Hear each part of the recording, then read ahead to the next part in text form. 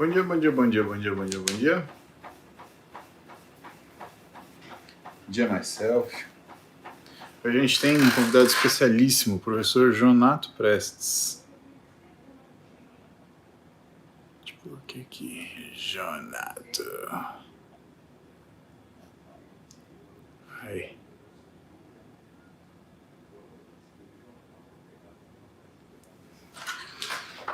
Aliás, deixa eu ajustar uma coisa aqui. Pronto.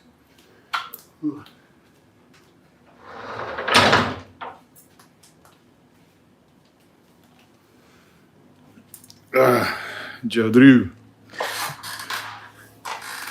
Dia vamos que vamos.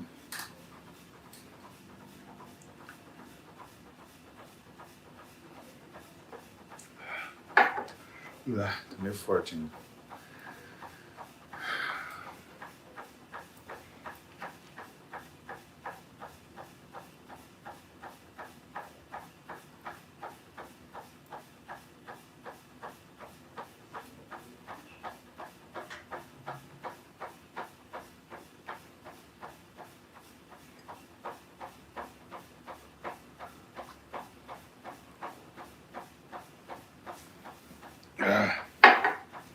Vou chamar de novo.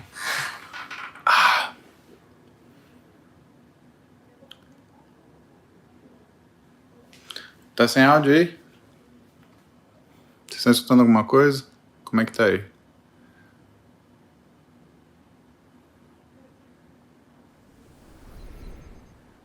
Johnny, eu vou entrar e sair, tá? Você tá me ouvindo?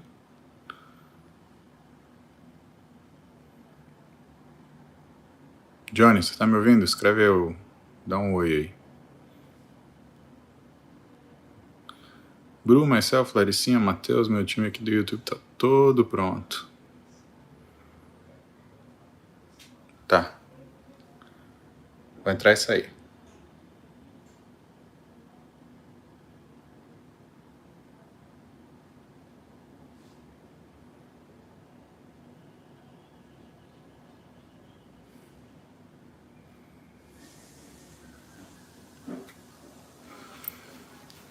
Buenas, buenas, buenas, buenas, buenas, buenas.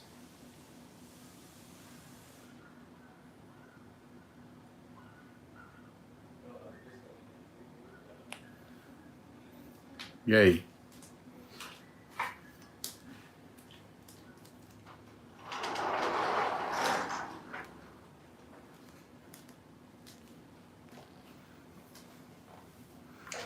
Bom, agora sim. Tá bom.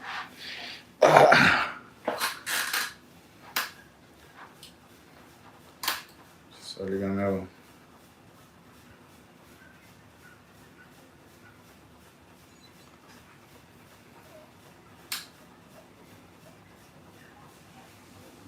Muito bom, muito bom. Bom dia, bom dia, bom dia. Vamos só esperar o Jonato entrar. A gente vai responder perguntas sobre treinamento.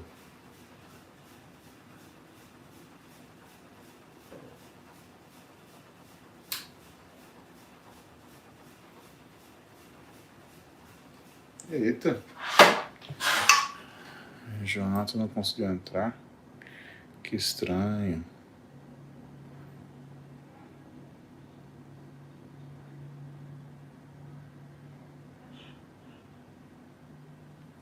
Vamos lá. Johnny, eu acabei de mandar o pedido pra você aí. Agora foi. Fala, Jonato Prestes. Johnny, você tá com uma barba de respeito, hein, irmão? Rapaz, tá maiorzinha, né? Bom, vamos falar de treino aí. Vamos lá. Cara, você acredita que eu ia tentar te acompanhar na bike, mas eu não sei como você consegue, irmão. Você é o cara. Eu tenho a bike também, mas eu falei, cara, não vou conseguir conversar e fazer na bike ao mesmo tempo. É muita loucura, nem imagina. Eu vou só tirar os comentários para não ficar tampando o seu rosto. Viu? Só vou tirar os comentários para não ficar aparecendo na frente do seu rosto. Pronto. Beleza. Agora tá bonitão, barbudão. Imagina, que isso, um prazer falar com você sempre. É bom, tem a chance da gente bater papo, a gente alinha algumas coisas aí. Como você quer começar? Tem umas perguntas do YouTube aqui, né? E tem as minhas perguntas básicas aí que eu queria fazer com você, mas eu quero te deixar à vontade primeiro, para você se apresentar para a galera. Mais uma vez, todo mundo te conhece, mas eu acho legal você falar o que você faz, o que você está fazendo, o que você tem feito ultimamente, quais são os seus projetos pessoais, né, para eles entenderem qual o contexto da gente estar falando sobre treino hoje. Né? E aí eu gostaria também que você começasse, você escolhesse o assunto que a gente vai começar, porque hoje nós vamos trocar ideia. Eu tenho um monte de dúvida, Johnny. Show, cara, obrigado de coração. Acho que nossos primeiros contatos vieram via Ramírez, depois Max Titânio, né, que a gente ficou lá, eu fiquei bastante tempo lá, e pô, foi muito bom. Nossos vídeos até hoje bombando lá, né, a galera gosta bastante. Principalmente o de aeróbio, né? O link que a gente conseguiu aqui, sem forçar a barra, ficou muito legal, né, cara? Eu fico muito feliz de ter participado. Bom, eu hoje, né, eu te convidei, depois agora estou entrando na tua live, no caso, porque eu estou lançando esse novo e-book de 60 perguntas e respostas. Depois a galera que tiver interesse é só clicar no link que está lá na biografia e aí garante com desconto. Eu vou mandar para você a versão corrigida, bonitinha, para você dar a sua opinião. Muito obrigado. Obrigado. Basicamente, cara, é isso. Eu estou aqui ainda na Universidade Católica de Brasília desde 2010, aqui trabalhando com pesquisa, mestrado, doutorado. E, pô, hoje eu tenho a honra de ter um médico fazendo mestrado aqui junto, que é o Marcelo Bassi. Que legal. É uma galera muito boa, cara, a galera do fisiculturismo, tá vindo pra Católica aqui estudar, né, fazer a pós-graduação, então pra mim é muito bom. E hoje eu estou trabalhando com alguns atletas, né, entre eles a Ângela, junto com o Adam, e você também, que ajuda direto ela, você diz, você, o Kleber, uma galera junto com ela, né? Todo mundo quer que ela ganhe. Todo mundo quer que ela ganhe, ela é sensacional. Sensacional, o Wander. E é isso, cara. Atualmente, assim, o que eu mais quero é tentar me associar com a galera como você, como o Sardinha, como o Belmiro, para a gente poder divulgar uma notícia boa sobre o treinamento, né? Com mais coerência, menos polêmica, digamos assim, um pouquinho mais de educação também, né? Acho que a ideia é essa. Tá foda a rede, né, Johnny? Tá foda. Cara, mas eu acho que é só... Quanto à educação, eu só acho que é uma coisa, é um modus operandi, sabe? Algumas pessoas, elas perceberam que a polêmica chama atenção, né? Porque o que o pessoal... Sim, vou ser sincero com você, o que eu acho que o pessoal olha na rede? Sexo, comida e desgraça. Essas três coisas chamam atenção, né? Então, sexo no sentido mulher seminua, homem seminu, né? Polêmica, aliás, comida, porque, cara, eu mesmo, eu sigo acho que uns 10 Instagram de comida, que vejo os caras preparando e tal, que é coisa que eu tento imitar aqui. E desgraça porque é curioso, né, meu? Você vê, se você... Eu já cansei de ver isso, né?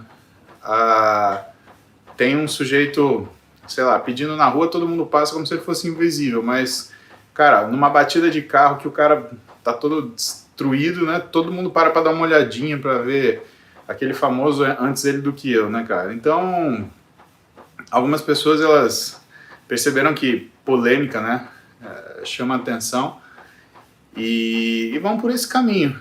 Mas é aquela coisa autolimitada, né, Johnny? Existe um limite para isso. E, cara, você tem noção? Eu tô no Instagram desde 2012. E eu vi gente começar a ir bem, aí optar por esse caminho e de repente estagnar, encolher. E outra coisa, né, cara? Você sabe que hoje tem cyberbullying, né? É lei, né? Então, dependendo do que você falar, dependendo do que você xingar, dependendo do que você ofender, é crime, não é civil, processo civil que manda a denúncia, aí tem que ouvir. Não, se criminal, cai na mão do delegado, ele pega o teu IP, vai e te investiga, e aí, aí é outro papo. Infelizmente, a gente vai ter que passar por essa judicialização aí das redes sociais que, cara, foi as mesmas pessoas que pedem liberdade para ter, né, que vão acabar acabando com a própria liberdade porque confundem liberdade com possibilidade de ofender. Mas esse é um capítulo à parte, vamos falar de treino, que treino é legal. Por onde que você sugere começar? Aeróbio, anaeróbio, hipertrofia, força? Cara, fica à vontade, se você quiser colocar algumas perguntas da galera que já fez aí, ou algumas do YouTube, cara, eu até prefiro que você pergunte para a gente poder solucionar as dúvidas dos seus seguidores, dos meus seguidores também. Então, maravilha. Então eu vou começar com as minhas dúvidas. E aí o pessoal do YouTube, quando for aquecendo, for mandando as perguntas dele, aí eu vou te fazendo, né? Porque eu acho que tem coisa, sabe, Renato? Aquela história, o óbvio precisa ser dito, né? E mais do que o óbvio precisa ser dito, a gente precisa derrubar paradigma, né? A ciência não é religião, né? A religião tem dogma. A ciência não. E eu te falo isso por uma coisa muito... até um meia-culpa. Quando eu comecei a treinar, eu achava que aeróbio queimava músculo, eu achava que se você treinasse aeróbio, você não conseguiria desenvolver músculo. Eu achava que existia uma competição que era em qualquer instância. E com o tempo, e vendo as pessoas treinarem, vendo os atletas treinarem, né, eu comecei a olhar o aeróbio dentro da musculação com uma série de funções. No começo, eu percebia que era uma questão de busca de equilíbrio, né? Depois, eu comecei a observar que era um cuidado com a capacidade cardiocirculatória, porque você precisa de coração para alimentar todo aquele músculo no treino. E se você não tiver um cardiovascular bem treinado, você morre no gás, não na força. É mais ou menos como o jiu-jitsu, né? O jiu-jitsu, o cara ele pode ser um excelente lutador. Ele pode ser um jiu-jitsuca sensacional. Só que se ele não tiver gás para lutar, ele morre no gás e a luta acaba antes. A musculação é mais ou menos assim. Se você não tiver gás para continuar naquele limite de extremo de estímulo, você até continua empurrando e puxando. Mas aquilo não vai ser um treino na intensidade que precisa ser. E mais recentemente, também observando o que vai aparecendo na literatura, a gente começa a entender que o aeróbio ele cumpre um papel adjuvante na hipertrofia. Porque ele melhora os sistemas metabólicos, ele melhora a mitocôndria, ele provoca biogênese mitocondrial, e aí tem as várias formas da gente encaixar o aeróbio. Você pode fazer antes do treino, depois do treino, você pode fazer numa sessão diferente, você pode fazer o aeróbio de manhã, o treino à tarde, você pode fazer o treino de manhã e o aeróbio à tarde, enfim. Tem toda essa forma de ajustar. Bom, eu acho que faz anos já que você acompanha atletas, né, e você sempre teve essa visão, né, vamos olhar primeiro a literatura, o que é uma coisa louvável, né, porque por mais que para o profissional de educação física ele precise de criatividade para resolver problemas imediatos, né, não dá para fazer supino, eu tenho que fazer outra coisa, eu não estou conseguindo fazer aqui, eu tenho que fazer ali. É também a situação onde você mais precisa de embasamento científico justamente por isso, porque se você inventar demais a coisa vira uma loucura, né? Do que você observa dos atletas que fazem aeróbio, qual é a forma que eles optam fazer com maior frequência e por que você acha isso? Legal, pergunta muito massa. Eu acredito que a frequência do aeróbio, acho que é meio óbvio para todo mundo que está assistindo a live, ela depende um pouco da fase, né? Se nós estamos falando daquela fase de off mais longa, e também se a gente está falando de um atleta que precisa ganhar muita massa muscular. Porque, sabe o que eu percebo? Muitas vezes a galera fala muito geral do fisiculturismo, mas você sabe disso tanto quanto eu, uma biquíni não precisa ganhar quilos e quilos de músculo no osso. Quando ela for fazer o off dela, ela vai adicionar, sim, ela vai procurar, sei lá, ganhar glúteo um pouquinho e tal, mas ela não é uma atleta da Open ou da 212, que no off vai procurar ganhar 5 a 10 quilos de massa muscular. Né? Então, eu acredito que essa coisa do cardio, a frequência do cardio, ela também pode ser influenciada, de certa forma, pela própria categoria do atleta. Né? Quer ver um exemplo como a gente tem uma influência da categoria do atleta? Se a gente olhar o quanto teve repercussão o Ramon versus a Natália, a Natália ganhou, cara. Foi campeã. Ela é brasileira, mora nos Estados Unidos. Ela foi campeã do Mister Olímpio. Né? E, obviamente, por todas as razões que a gente sabe, né? E isso é muito positivo no caso, o Ramon está sendo, assim, está recebendo uma visualização enorme, merecidamente. Então, eu acho que quando a gente olha para essas categorias, a gente vai ter que perceber que talvez uma biquíni vai continuar fazendo cardio todo dia no off dela, mesmo sendo off dela. E talvez um cara como o Ramon, ou mesmo um atleta da pesadona, da Open, um cara com mais de 110 quilos, ele talvez não faça cardio, não tenha necessidade de fazer cardio todo dia. Por exemplo, eu tenho muita dificuldade, às vezes eu faço, até para me experimentar, mas eu tenho muita dificuldade de fazer cardio no dia que eu faço coxa. Você já vi você falando sobre isso também, porque quando a gente faz um treino muito pancada de coxa, um treino real, que você sai meio que com ânsia de vômito, passando mal, é muito difícil. É muito difícil, você sabe como que são os treinos lá, né? É muito difícil fazer um cardio assim, decente. A não ser que ocorra aquilo que você mencionou. Um cardio em horário bem separado, pelo menos por 8 horas, né? O que tem agora, que você viu, o Cássio postou um artigo bem legal, que ele fala da interferência do intervalado junto com a musculação, né? Seria um cardio de intensidade um pouco mais alta.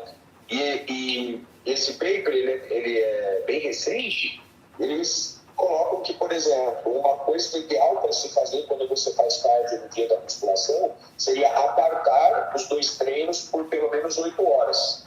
Vamos pensar num bodybuilder, num cara que está muito preocupado com a massa muscular e tal. Se eu fosse pensar num não atleta, um cara que faz personal 2, 3 vezes por semana, que não tem muito tempo para treinar, eu diria de maneira muito simplista que essa pessoa tem que se despreocupar que o aeróbio vai atrapalhar na hipertrofia. Certamente não vai. E diria também que a ordem, se vai ser feito antes, se vai ser feito depois, caso tenha que fazer na mesma sessão, também não vai interferir muito, porque se o personal vai dar aula no seu cliente, ele vai ter 1 hora, mas como que ele vai alongar o cardio? Cardio de 20, 30 minutos não vai atrapalhar na hipertrofia de ninguém. Ainda mais de uma pessoa que só treina 2, 3 vezes por semana. Então essa é uma coisa que para quem, eu sei que você tem muitas pessoas também que não são atletas, que quiserem, para a pessoa respirar aliviada, para não estar preocupada. Principalmente, acho que vale a pauta também, é entender que o cardio, mesmo feito em jejum, igual você faz muitas vezes, igual dependendo da logística da pessoa, você fala assim, por que você faz em jejum? Por logística. Porque primeiro eu quero já me livrar do cardio, depois tomar meu café e seguir a minha vida. Exato. Se eu for levantar, tomar o café, depois fazer o cardio, quer dizer, vai enrolar meu dia. Que eu sei que é o que acontece com você, que acontece com várias pessoas. Eu falo assim, o cara pensa assim, mas esse cardio em jejum vai fazer perder massa muscular? Não, se você tiver com a dieta regulada, não. Se você estiver ingerindo a gramagem de proteína recomendada para você por dia, esse cardio em jejum não vai fazer você perder músculo, igual você já comentou, você já até adiantou o assunto. Dificilmente isso vai acontecer. Para os atletas, uma recomendação que eu daria é, se vai ser feito um cardio mais prolongado, por exemplo, mais de 30 minutos de cardio, e se esse cardio vai ser feito todos os dias, aí eu não faria pós-treino de membros inferiores. Principalmente se a gente estiver falando de um cardio de membro inferior, tipo bike, esteira, escada.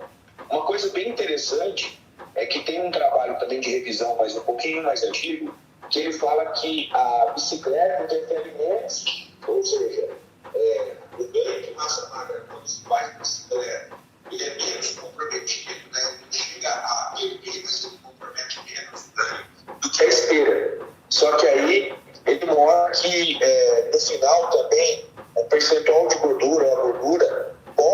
reduzir um pouco mais na esteira se as intensidades forem equivalentes.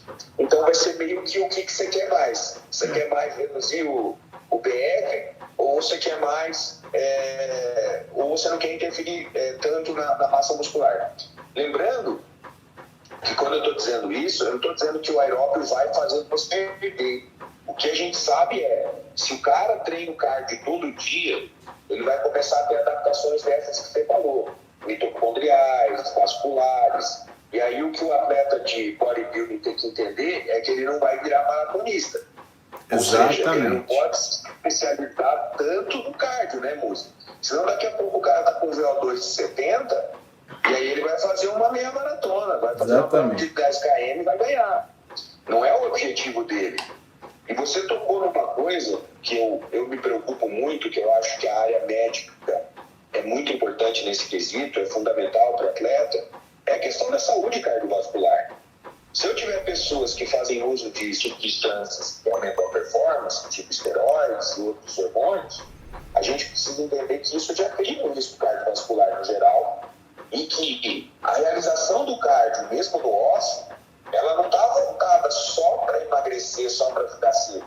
Ela está voltada para a saúde cardiovascular do atleta. Sim. E às vezes a gente percebe, você já deve ter percebido isso, tem atleta mais pesado que quando entra no off abandona completamente o cardio. Sim. O que não é uma boa, não é uma questão interessante.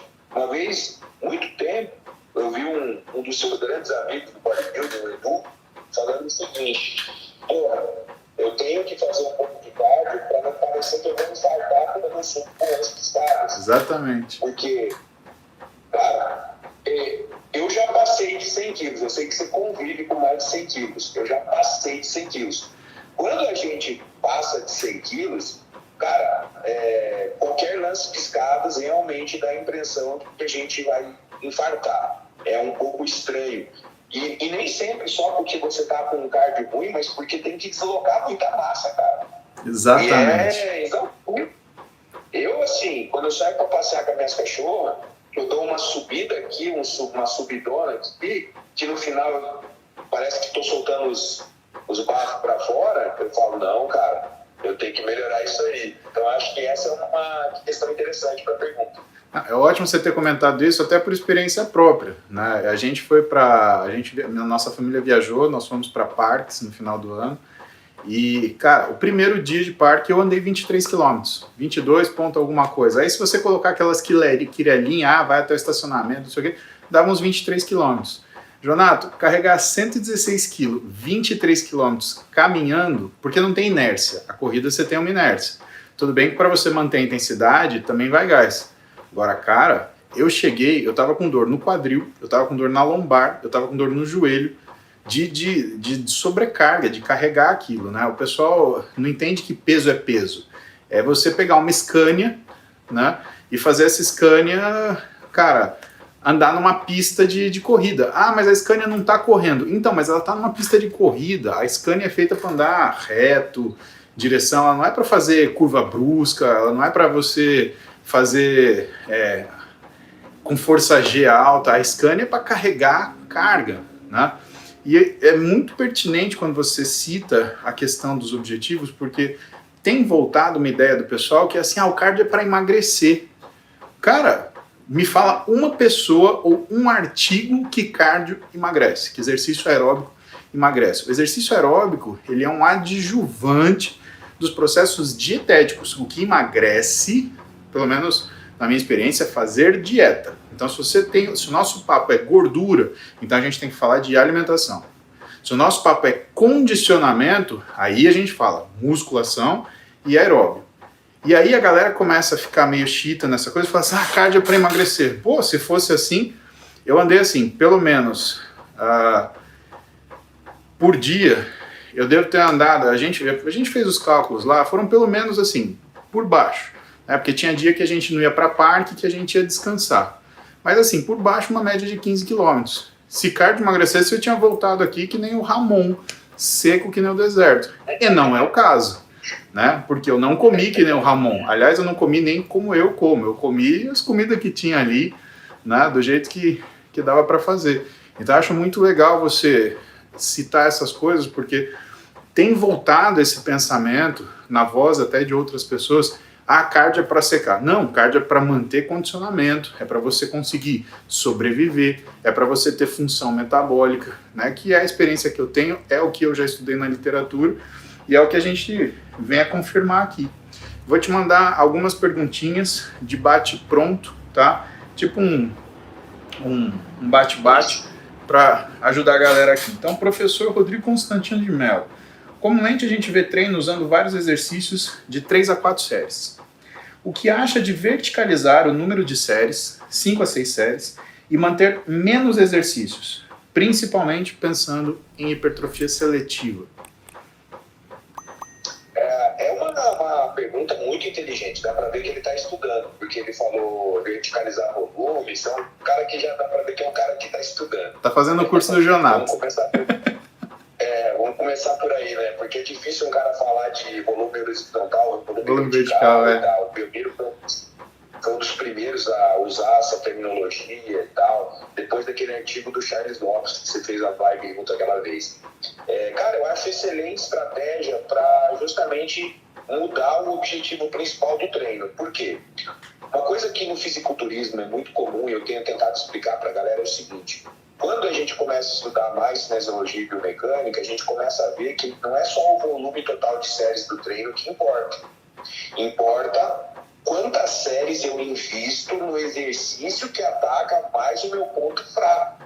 Então, o cara fala assim: eu tenho uma parte baixa do dorsal fraca, e aí eu estou fazendo 20 séries de dorsal. O que você acha? Eu falo assim: cara, eu não sei quais são os exercícios que você está investindo 20 séries, vai que das 20 séries você está investindo 16 em exercícios que não mobilizam tanto a porção mais o upper back, né? Aquecida. Exato. Então eu acho que tem muito a ver com isso. Então eu acredito que às vezes você tirar um dos exercícios do treino e volumizar mais um exercício ou dois, ou seja, fazer mais do que 3 ou 4 séries do mesmo exercício, desde que esse exercício tenha um objetivo para ter mais séries, porque vamos pegar um exemplo prático. Uma cadeira extensora hipertrofia mais a porção distal do quadríceps, então eu vou colocar 6, 8 séries do meu treino de quadríceps na extensora para justamente atacar mais a porção distal, que é onde eu tenho mais dificuldade. Excelente ideia, porque para além do volume da sessão, eu tenho essa história de selecionar os exercícios para os pontos que eu preciso mais. Essa estratégia vai funcionar para sempre? Não. Nenhuma estratégia é tão boa que vai funcionar para sempre. E isso até eu falo isso para às vezes a gente se desapegar do coração, né? Que a gente fala assim: eu gosto de fazer esse treino, eu gosto de fazer esse exercício, eu sei, só que, cara, de vez em quando você tem que se forçar a fazer um exercício, até um treino que você fica um pouco desconfortável, porque vai ser importante para você ter melhores resultados. É o que eu costumo falar, é o que eu costumo de falar, só para te cortar um pouquinho, é o que eu costumo de falar pro pessoal, né? Você quer um físico de amador, você treina o que você gosta. Você quer um físico de profissional, você treina o que você precisa. É outro papo. E aí você vai se encontrar treinando aquilo que você não gosta e que o desenvolvimento você vai acabar gostando. Pelo menos foi assim comigo, né? Desculpa, pode continuar. Não, mas é isso mesmo. Vamos pegar o exemplo da panturrilha. A gente sabe que o próprio Ronnie Coleman, ele ia para academia para fazer treino de panturrilha. E eu vejo que muita gente que reclama da panturrilha são pessoas que fazem todo um treino de coxa com 20, 30 séries. E aí no final do treino de coxa o cara já está de cadeira de rodas, ele vai lá e faz 3 de 15 na panturrilha. Aí tá de sacanagem, né? Não, aí não dá. Tá de sacanagem. Aí não dá. Então eu sempre falo, cara, se o teu ponto fraco é panturrilha, eu te pergunto, qual que é o teu volume semanal de séries para panturrilha? Por que quando vai para panturrilha você não usa intensificação, você não progride carga, você não muda a angulação? Que aí você olha o treino de braço do cara, né, ele tá todo empolgado, usando variação tal, variação X, e aí você olha o treino de panturrilha dele, sempre o mesmo exercício, 3 de 15. Aí realmente vai ficar difícil. Quando não é 3 de 10, né? Tem isso. Pois é. Ó, Vinícius Braga mandou uma. Caminhada das 6 às 7, atrapalharia a musculação às 10? Acho que não, né, Jô? principalmente se for uma caminhada e ele tiver com a dieta bem feita, né? Por exemplo, eu estou acreditando que ele vai caminhar das 6 às 7, vai tomar um belo café da manhã e vai treinar às 10. E também estou acreditando que as refeições anteriores, as refeições do dia anterior, deram base metabólica para ele treinar. Porque, Muzi, o Tácito postou um artigo muito legal, que ele colocou lá os caras, um artigo que os caras faziam mais de 10 séries. E quando foram fazer biópsia do músculo, ele mostrou que nem 50% do glicogênio tinha sido exaurido. Então é uma coisa que às vezes a galera confunde. Por mais que eu faça um treino muito volumoso, se eu tiver uma dieta no dia anterior que me proveu carboidratos de maneira significativa, certamente no dia seguinte, mesmo que eu não comesse carboidratos, eu teria glicogênio para treinar. Ou seja, não acredito que essa caminhada vai atrapalhar ele, mas eu daria uma recomendação para ele. O cardio, ele depende também de progressão de carga, bem como a musculação. Então, se ele quiser ter resultado cardiovascular e ter melhoras cardiovasculares, ele também precisa raciocinar em algum momento uma sobrecarga progressiva no treino cardiovascular. Pergunta agora de um aluno do Belmiro, André Sapatunovo. Bom dia, Belmiro de Salles diz que hipertrofia é a dose-resposta entre 20 e 40 séries semanais por grupo muscular. Quando aumentar o peso e quando aumentar a quantidade de séries? É uma pergunta bem legal. Tem algumas referências assim, recentes. Eu não vou dizer que elas estão assim, definitivas para dizer para a gente quando a gente tem que aumentar de volume, mas elas pelo menos estão começando a dar um norte. Eu quero falar de uma maneira bem cuidadosa para não parecer muito definitiva a coisa. Mas eu diria que a cada 4 semanas um aumento de 20% no volume é algo factível. Para alguém que não está muito no limite. Um bodybuilder, igual o Angela Burns, igual o Chiquinho, que você acompanha, sabe como é que ganhou o combate agora, está voando. Música, quando eu aumento 2 séries no treino desses caras, já é o limite. Mas aí eu tenho que raciocinar o seguinte, eu já estou aumentando o volume de uma pessoa que já está no limite. Se você não está no limite, por exemplo, para a Ângela, para o Chiquinho, é impossível aumentar 20% de séries a cada 4 semanas, Exatamente. Senão eles vão chegar a fazer 30 séries semanais. Não vai dar certo. Né? Então é uma coisa bem interessante. Bom, carga. Eu acredito que a progressão de carga ela tem que ser feita quando a gente ultrapassa a zona de repetições que está organizada para aquele momento. Renato, traduz. A gente está trabalhando para o Muzi uma série que é para ele fazer 10 a 12 repetições com muita dificuldade. Aí o Muzi chega na 3ª série daquele exercício, já tendo feito 2 anteriores, e faz 18 repetições. O corpo do Muzi está dizendo, precisa progredir a carga. É isso. Então essa progressão de carga, ela pode ser contínua. À medida que você começa a ultrapassar a zona de repetições estabelecida para o teu treino com aquela mesma carga, está no momento de progredir a carga. Eu até brinco muito que, em vez do personal ficar fazendo a porra do teste do tá bom, que é na academia, você já viu como é que é, né? O personal tá dando aula, o cara faz uma série, ele olha pro cara e fala assim, e aí, tá bom? Aí o aluno responde, tá bom. Ele fala, bom, não tá bom, é o teste do tá bom. Você vai estudar 4 anos da sua vida para fazer o teste do tá bom. É sacanagem, né, meu? Quer dizer, vamos lá, estabelece uma zona alvo para o teu cliente ou você que está treinando. E, por exemplo, um bom indicativo porque na hora de aumentar a carga é que você chegou na 3ª série de um mesmo exercício e está ultrapassando 3, 4 repetições a zona que está pré-estabelecida. Cara, é uma bela forma de ver as coisas. Esse teste do tá bom eu vou levar pra vida. Aprendi obrigado. É sensacional, cara. Um desafio agora. Ana Carolina Góes, ela treina CrossFit. E ela treina todo dia de manhã e musculação 3 vezes por semana à noite. Né? Ela está perguntando a nossa opinião e ela fala que ela tem síndrome de ovário policístico, faz uso de glifage e Diane 35. Né? Então, só para eu começar, do ponto de vista de metabolismo, né? O fato dela ter síndrome de ovário policístico, ela se beneficia com grandes volumes de treino por conta do aumento da sensibilidade periférica à glicose, o que diminui o efeito da resistência periférica à insulina, que para as mulheres que têm síndrome de ovário policístico ou também endometriose, é uma constante, né? Agora, o que a gente tem aí? A gente tem o glifage, né?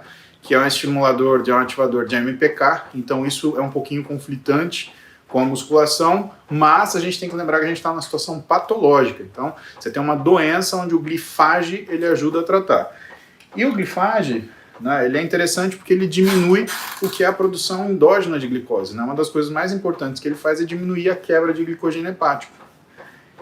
E que isso ajuda a melhorar a sensibilidade de insulina, que ela precisa ter justamente para ela construir músculo. Né? A única coisa mais complicadinha aí seria o Diane 35, que por base ele é praticamente ele é um antiandrogênico, né? Ele não é um anticoncepcional típico, né? E isso pode piorar um pouquinho a força. Aí a gente tem estudos diversos, a gente tem Priscilla Clarkson, Elliott, uma série de pesquisadores que já estudaram isso há muito tempo, né? E que mostram que o anticoncepcional, de uma forma geral, ele não trabalha somente naquilo que é a diminuição da sua força para a realização de trabalho, mas ele acaba fazendo com que você tenha uma diminuição da capacidade de recuperação, até porque ele acaba baixando o estradiol, e toda vez que você baixa o estradiol, você piora a capacidade de recuperação. O trabalho clássico que eu uso para falar disso é um trabalho dessa Priscilla Clarkson, que ela mostra a diminuição da capacidade de movimentos voluntários máximos, e do Elliott, que ele mostra uma incapacidade em diminuir os valores de CPK, que é uma enzima que a gente produz no treino, quando a mulher está sob ação de anticoncepcional.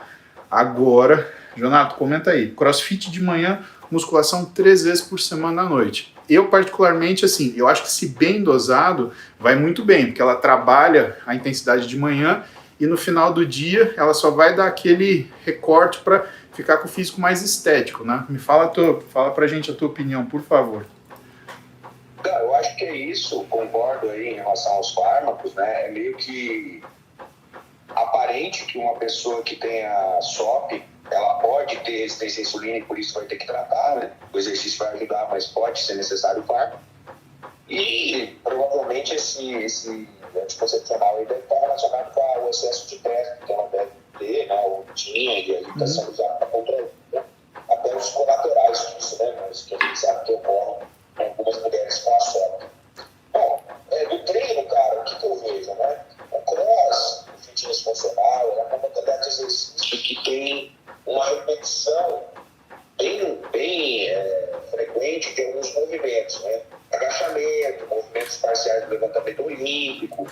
Porém, o fitness funcional é exercício específico para a parte posterior da coxa e pouquíssimos exercícios específicos para glúteo médio, por exemplo, né?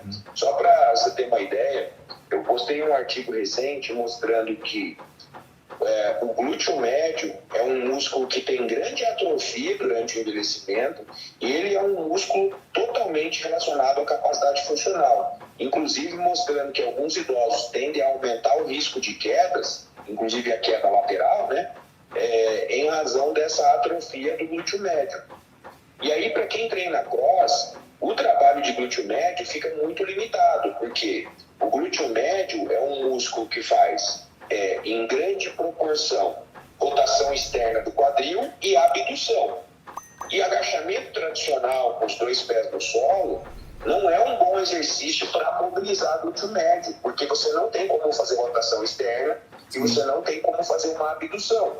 Logo, pensando por enquanto só em membro inferior, se eu fosse ela, eu usaria a musculação justamente para treinar esses músculos que são menos utilizados no treino de fitness funcional. Por exemplo, eu não faria de maneira nenhuma a fundo, agachamento, leg press para ela no treino de musculação, porque ela já vai fazer muito isso lá no fitness funcional. O que eu faria? Para quadríceps, quadríceps tensora, porque vai faltar trabalho de reto femoral. Eu faria flexora, sentada, deitada, porque não vai ter isso lá no fitness funcional. Eu eu faria um trabalho específico de panturrilha também, ou seja, glúteo médio. Outra porção do glúteo que ela poderia trabalhar na musculação seria o glúteo máximo fibras superiores, que também não são muito acionadas na extensão do quadril, que é muito comum nos agachamentos, afundos. Então eu acho que é isso, Musão, é ela trabalhar na musculação os músculos que ela não está solicitando muito no CrossFit. Isso vai ajudar na estética e vai ajudar na prevenção de lesões. Que em mulheres existe uma tendência natural, você que gosta muito de ortopedia sabe disso, de ter uma discrepância maior de força entre quadríceps e posterior de coxa. No geral, a gente chama isso de razão isquiotibial quadríceps. Ela tende a ser pior nas mulheres, né? Sim. Então, vamos dar um número aqui para ajudar a galera que está assistindo a live. Nós estamos falando em 0,6. Exatamente. Para você ter uma estabilidade melhor da articulação, você teria que ter pelo menos 60% de força no posterior de coxa da força que você tem no quadríceps. E muitas mulheres, provavelmente inclusive uma que treine CrossFit, ela não vai conseguir ter esses valores. Então seria fundamental, não só para a questão estética, mas até para a prevenção de lesões, ela utilizar esses movimentos que ela não tem lá no cross para musculação. Resumindo, musculação seria um complemento estético e também funcional para a prevenção de lesões no caso dela. Ai, que delícia falar com você, porque eu vejo que a gente faz as coisas, a gente está cada um num canto, mas a gente tem uma linha de pensamento que se encontra, né? Você sabe que a gente trabalha muito aqui, eu converso com todos os treinadores das minhas pacientes, e eu vejo a vontade que os caras têm de fazer esse ajuste, né? E o trabalho é justamente esse, é chamar atenção para o glúteo médio, para justamente não ficar com aquele físico onde o glúteo ele não tem projeção, que é muito comum no fitness funcional, no CrossFit, né? E trabalhar muito isquiotibial também, por conta dessa diferença. Por mais que, assim, quando a gente vai na literatura olhar, os trabalhos de lesão, eles são muito, assim, 90% é no futebol. Tanto que a gente faz aqueles testes de isocinético para identificar essa proporção de 0,6 entre isquiotibial e quadríceps, né? Mas o que a gente convencionou como... Eu não gosto da palavra protocolo, sabe, Jonathan? Porque parece copiar e colar, tá? Mas o que a gente convencionou como raciocínio? Então, assim, se treina muita força de manhã no fitness funcional, à noite, o que a gente vai trabalhar, por exemplo, para quadríceps? A gente vai trabalhar uma coisa que a gente não trabalha de manhã, que é flexibilidade. Se treinou muito anterior de manhã, o que a gente vai treinar à noite? Vai treinar posterior, vai treinar muito isquiotibial, muita panturrilha e muito glúteo médio, né? Vai fazer alguns exercícios que complementam, uma extensão de quadril, alguma coisa assim. Então, não é um treino igual uma pessoa que treina só musculação.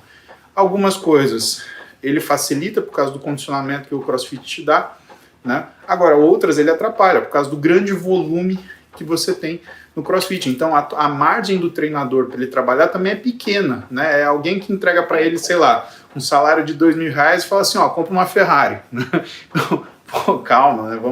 Vamos adequar isso. Vou te passar mais uma do Vitor Hugo. Vitor Hugo, ele treina canoagem de manhã, judô e luta livre esportiva à noite, sem musculação. Existe alguma contraindicação para essa rotina? Canoagem de manhã, luta livre e judô à noite, mas ele não treina musculação, né? Então, o que seria o... Tem alguma... Não, eu não acho, certo. Eu não acho que tem nenhuma contraindicação. O que a gente poderia recomendar que seria interessante, né? Para melhorar a performance, tanto da canoagem como do judô, da luta, eu acho que a gente poderia pensar numa musculação bem comida, que fosse só exercícios básicos, movimentos pliométricos, explosivos, enfatizando principalmente a tripla extensão. A tripla extensão seria estender o joelho, o quadril e o tornozelo ao mesmo tempo. Seriam movimentos parciais do levantamento olímpico. Esse tipo de treino, ele poderia ajudá-lo tanto na canoagem como também no treino de judô e no treino de luta olímpica, né? E aí a gente poderia pensar numa musculação ali de 20 minutos, 25 minutos, coisa bem básica e rápida, se ele quisesse melhorar a performance. Porque, cara, Judô, você falou do Gil também, eu treinei Gil há alguns anos, já competi, né?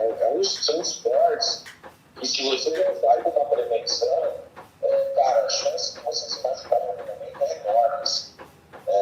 Bicho, eu vou te falar, hoje eu vou na fisioterapia uma vez por semana no mínimo, não porque eu tô machucado, tá previsto. Pra não machucar. Pra não machucar. Último dia que eu fui na Letícia, eu tenho 2 físios, né? A Letícia e o Diogo.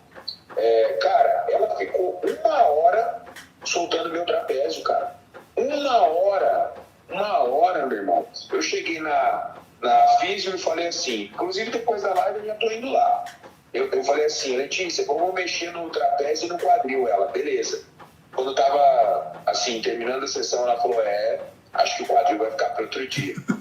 Imagina, técnica de treino bem feita, todas as coisas que a gente sabe que são importantes para prevenir uma lesão, sempre fazendo, trabalhando com cuidado, certinho, e mesmo assim, eu acho que as pessoas precisam enxergar a fisioterapia também um aspecto mais preventivo, Múcio. Fazer mais o uso do fisioterapeuta, não só quando você está machucado, mas antes de você se machucar. Ou saber que a fisioterapia faz parte do treino, né, Jonato? Sem dúvida. Na minha opinião, sem dúvida. Eu mais concordo. Pra gente que é cavalo de carga, né?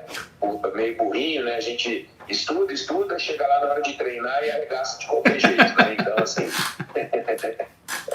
acho que é importante. É a sedução de fazer aquele treino regaçante, né? O Bruno Rodrigues aqui, ele quer saber se 4 ovos inteiros mais whey de manhã é pior esteatose. Não, com certeza não. O que pior esteatose, Bruno, é excesso de caloria, tá com a dieta desequilibrada. Um nutricionista resolve isso para você, com certeza, né? Aliás, mais um nutricionista do que você ficar tomando medicação. A medicação é um adjuvante, né? Se você ficar tomando medicação e comendo do jeito que você comeu para desenvolver a esteatose, você está jogando sujeira para baixo do tapete. O exame fica bonito, mas teu fígado não muda nada. O Rafael Raimundo, ele fala, tem uns 160 quilos, 1,70 m.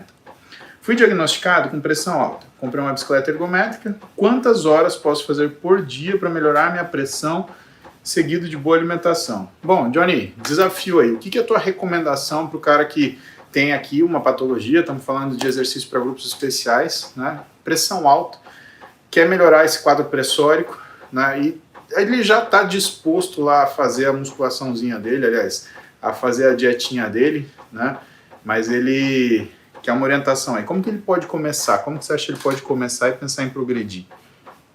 Não, muito bom. Eu acho que a primeira coisa é dar parabéns para ele por se motivar em comprar uma bicicleta, por pensar na sua própria saúde, porque 160 quilos com 1,70 m, nós estamos falando já de um grau elevado de obesidade, né? Uma situação de risco. Isso tá claro pela própria alteração pressórica, então é um estado de risco cardiovascular, entre outras coisas. Bom, cara, o que eu sempre falo para quem tem obesidade, sobrepeso, quer começar a fazer exercício? Cara, quase tudo que vocês fizerem vai dar resultado. Então, o que eu sempre recomendo? Procurar o exercício que você tem mais prazer de fazer. Procurar a atividade que quando você termina, você olha para você e fala assim, amanhã eu vou repetir. Por quê? Se o Múzio ou o Jonato acordassem todo dia, igual a gente acordou cedo hoje, e falasse assim, puta, eu vou ter que fazer essa live, é melhor não levantar, cara. É melhor não ir trabalhar. E se você toda vez começar a levantar e falar assim, puta, hoje eu vou ter que fazer 1h30 de cardio, você está indo para o caminho da desistência. Exatamente. Então eu sempre penso assim, meu amigo, tá, tudo bem. Tem uma intensidade mínima que seria melhor para o começo? Até tem. Eu diria que, poxa, ele teria que estar ali pelo menos com 120, 130 batimentos, né? E aí, por exemplo, na bicicleta, seria legal manter uma RPM de pelo menos 60, a rotação por minuto, senão vai ficar muito leve, né?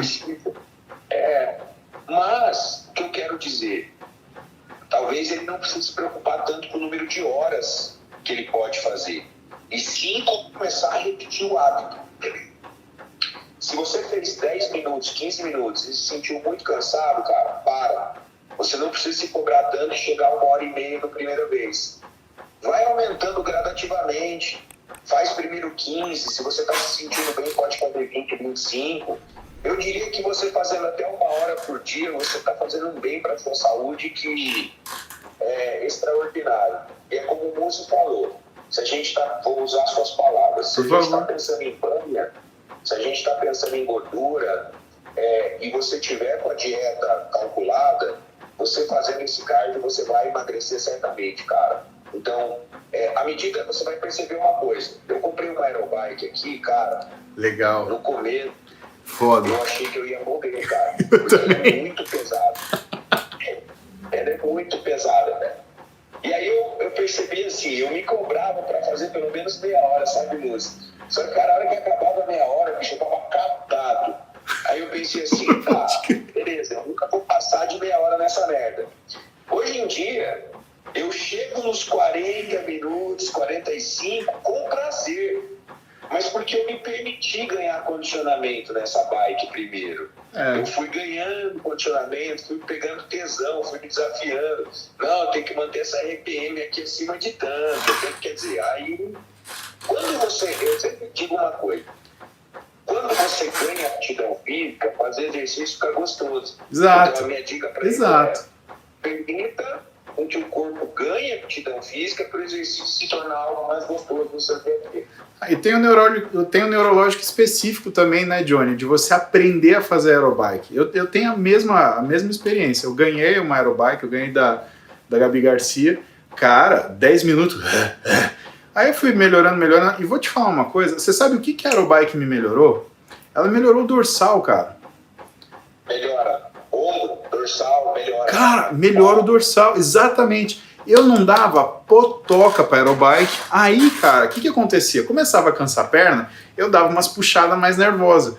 Começou a melhorar meu dorsal. Aí o que eu comecei a fazer? Eu pegava, parava o pé e fazia só tronco. Pá, pá, pá, pá. Porque, cara, para você ter um remo seco em casa, é broca.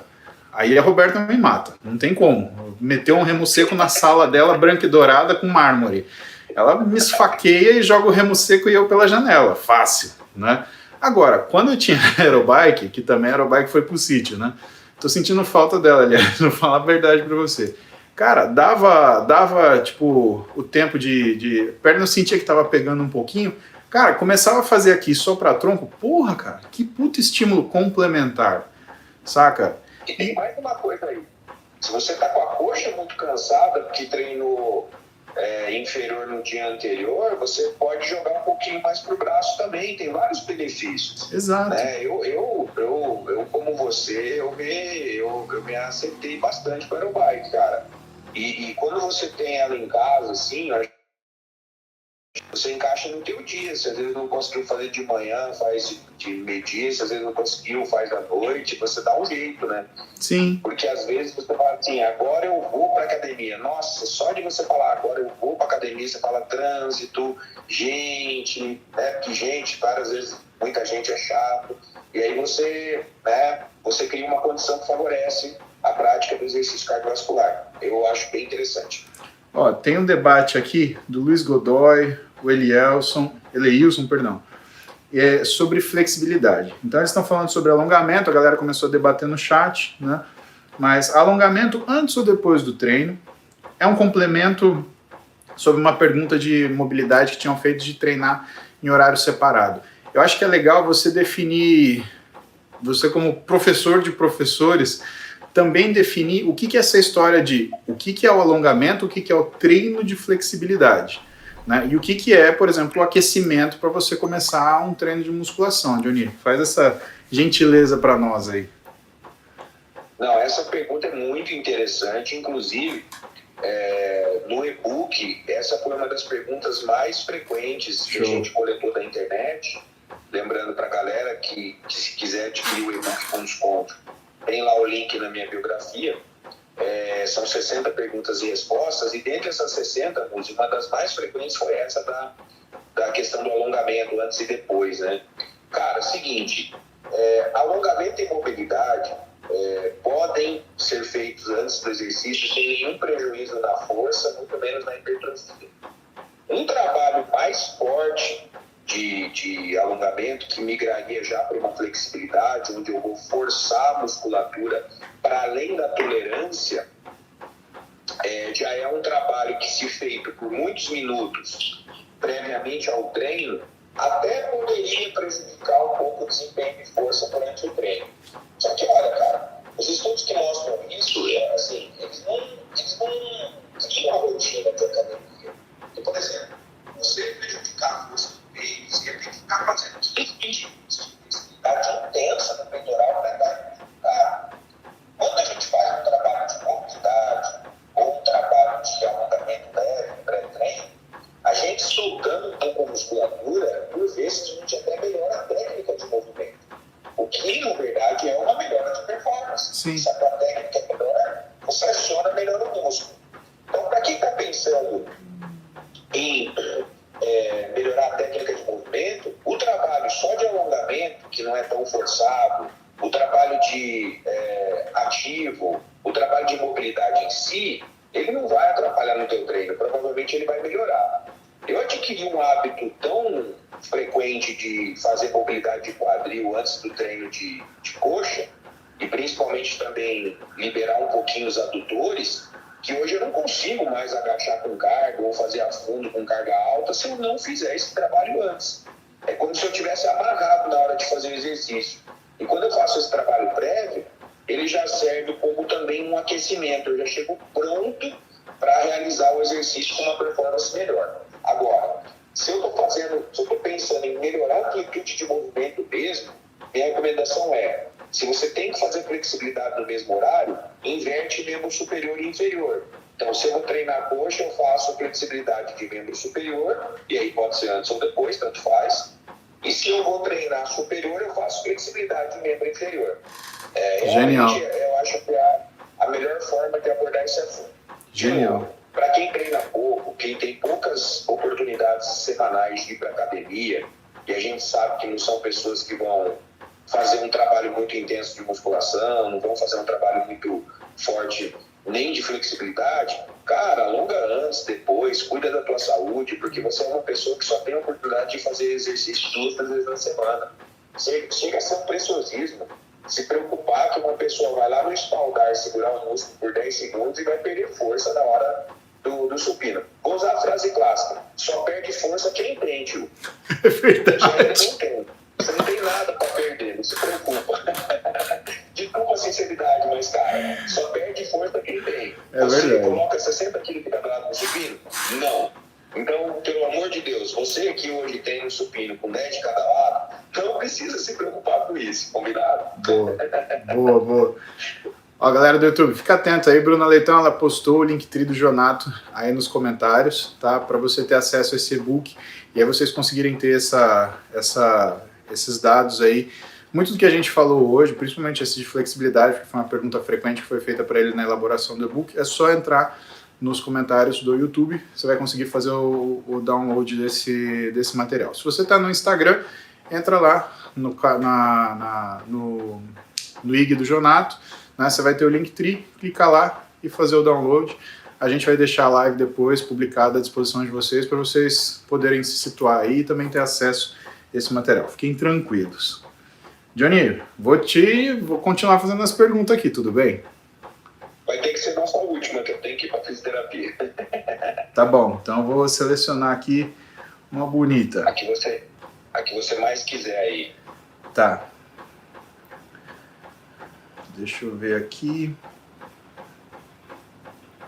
Olha que interessante essa. Maquiavel César.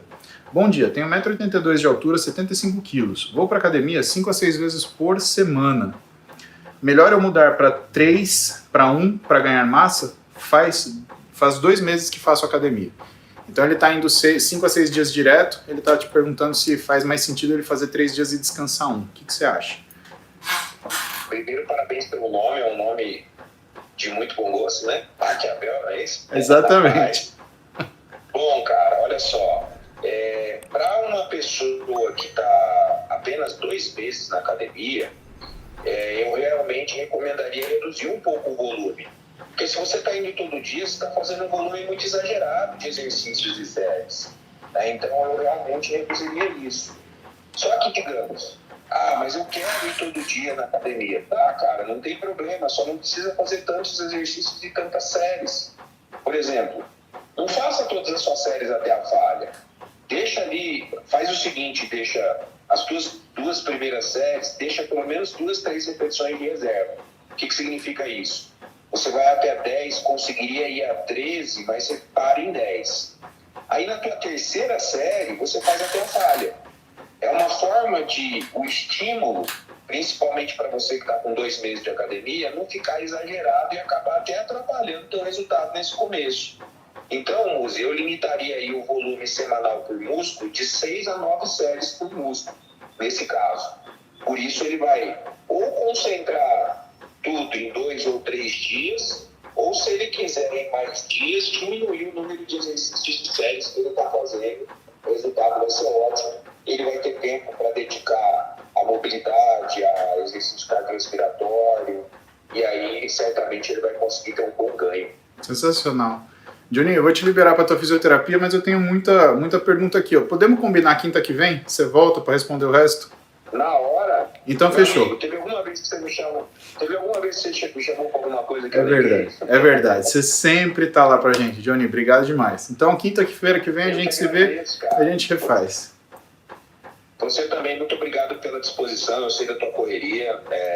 Eu não gosto de ficar enchendo o saco. Para que isso. Você, como o Sardinha, como o Belmiro, são pessoas que eu considero importantes pela amizade e pelo conteúdo que a gente pode proporcionar, pelo número de pessoas que a gente pode atingir. Eu sei que você faz muito bem para a sociedade. Vou contar uma coisa em primeira mão para você ficar muito feliz. Eu tive uma aluna de iniciação científica aqui na Católica, que hoje é médico, certo? E ela foi prestar a prova da pediatria ortopédica do Albert Einstein. Que legal. Só tinha uma vaga. O nome dela é Mariana Lobo. Ela foi minha aluna de iniciação científica e ela foi acompanhada pelo Ramis. Cara, ela passou na única vaga do Albert Einstein para pediatria ortopédica. Parabéns, Mariana Lobo. Um dos requisitos que mais ajudou ela foi ter feito a iniciação científica. Cara, ela me manda umas mensagens falando como a iniciação científica mudou a visão dela como médica, que eu vejo que ainda vale a pena, sabe, cara? Ainda vale a pena a gente batalhar por informação de qualidade, batalhar por pessoas que vão fazer a diferença, né? Ela é uma médica que eu tenho certeza que ela vai atender muito bem as pessoas, está muito bem preparada. Sem dúvida. E era só para você saber que eu sei que você gosta disso, né, dessas histórias. Eu até ia te falar pelo WhatsApp, falei, vou aproveitar na live para falar para ele que teve esse negócio aí, foi muito legal. Vamos mandar um grande abraço para Mariana Lobos, parabéns. Né? Lembrar que o raciocínio médico é saber fazer pergunta, e você aprende a fazer pergunta justamente na iniciação científica. Né? Foi o que me ajudou também muito na formação. Cara, eu trabalho com iniciação científica, desde o primeiro ano de faculdade eu sempre me envolvi nisso e sério, eu acho que foi um dos melhores tempos que eu gastei na minha formação, além da graduação, foi justamente na iniciação científica. Pô, Johnny, obrigado por dar esse colo aí para os alunos de medicina, isso daí, para eles enxergarem a coisa, o big picture, né, entender como é que a coisa funciona. A atividade física é uma coisa que a gente não tem na faculdade, né, a gente tem muito pouquinho, né, e isso faz com que a ignorância do assunto ou o conhecimento parcial faça para o cara se posicionar de uma forma, às vezes, que não é, aliás, que na maioria das vezes, né, não é aquilo que a realidade mostra. Né? Então, obrigado de coração por cuidar dos meninos da medicina. Né? Um beijo no teu coração. Boa físio. Eu ainda vou ficar aqui porque eu tenho umas perguntas para responder dessa galera aí, meu. Obrigado, irmão. Um abraço. Beijão, Johnny. Com Deus. Amém. Ótimo dia. Amém. Você também.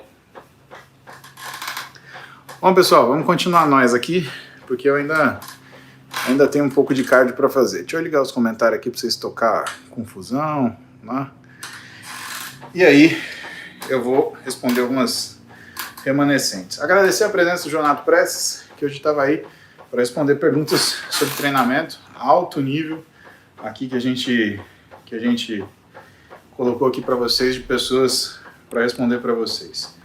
Então, seguindo aqui, Alex Alec Dias.